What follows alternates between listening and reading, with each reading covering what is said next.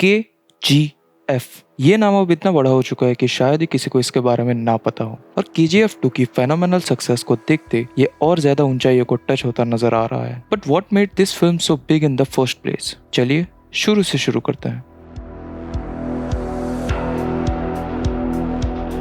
KGF Chapter 1 दिसंबर 2018 में release हुई थी and it was moderately hype. Like I remember watching the trailer and being like nice.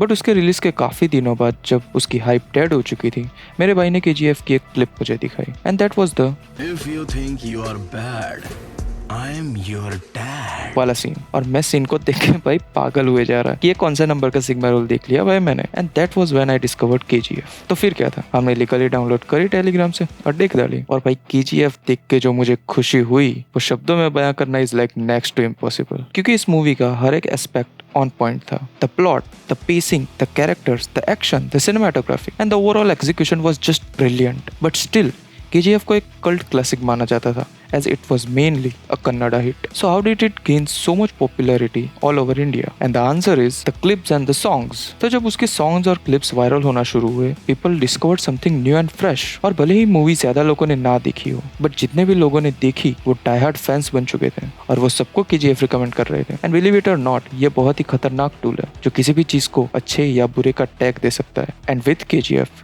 It was a positive review. And जो चीज KGF के लिए काम कर गई वो थी उसकी unfamiliarness to the audience. Mostly लोगों को कोई एक्सपेक्टेशंस नहीं थी मूवी से, because everything was new for them. और south Indian movies like Baahubali already काफी फेमस हो चुकी थी, जिसकी वजह से और साउथ इंडियन फिल्म्स को चांस दिया जा रहा था। And as we know KGF की स्टोरी बहुत ही यूनिक थी, बट सिर्फ एक अच्छी स्टोरी से मूवी पॉपुलर नहीं हो सकती। The biggest thing that worked in the favor of KGF was its Hindi dub and an extraordinarily powerful background score. Like जब भी आप वो बन वाला सीन देखते हो तो आपको goosebumps क्यों आ जाते हैं? Because it's such a powerful scene and when you add in the beautiful background music, it just gets elevated to another level. And that's not it. KGF has a really strong cast. उसके most of the actors audience के लिए unknown थे. And when you get a phenomenal performance from someone unknown, chances काफी high है कि आप उनके fan बन जाओ. Then comes the direction. And boy it is amazing. Prashant Neel is the director of these films. And he has done a fantastic job. Like इसकी cinematography Hollywood level है. और जो इसकी एक dark theme है वो KGF को बहुत ही एस्थेटिक बना देती है। और इसमें स्टाइल की तो भाई कोई कमी ही नहीं है। हर कैरेक्टर की अपनी एक स्टाइल है और बोलने का अंदाज है। इस मूवी का हर एक डायलॉग काफी इम्पैक्टफुल है और हिंदी डब से ये और भी ज्यादा नेक्स्ट लेवल हो जाता है। एंड जो ये कॉन्सेप्ट है जहाँ एक लड़का अपनी माँ की विश को पूरा करने के लिए पूरी दुनिया से लड़ने के लिए रेडी है, in itself is so impactful. And जब आप इन सब चीजों को ऐड करते हो देन यू गेट KGF।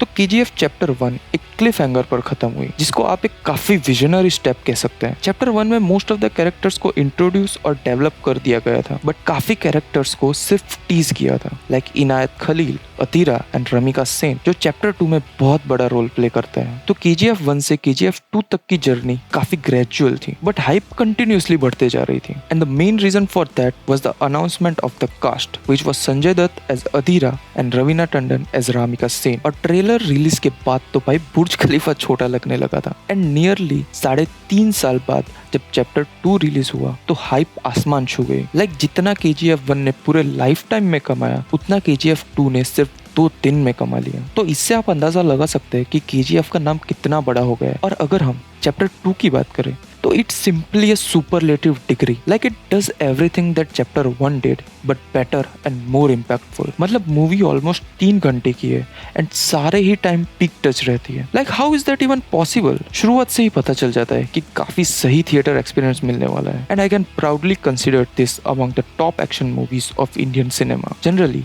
कोई भी मूवी का पार्ट 2 हमें डिसअपॉइंट करता है, but this is the movie that just not met the hype but far succeeded it.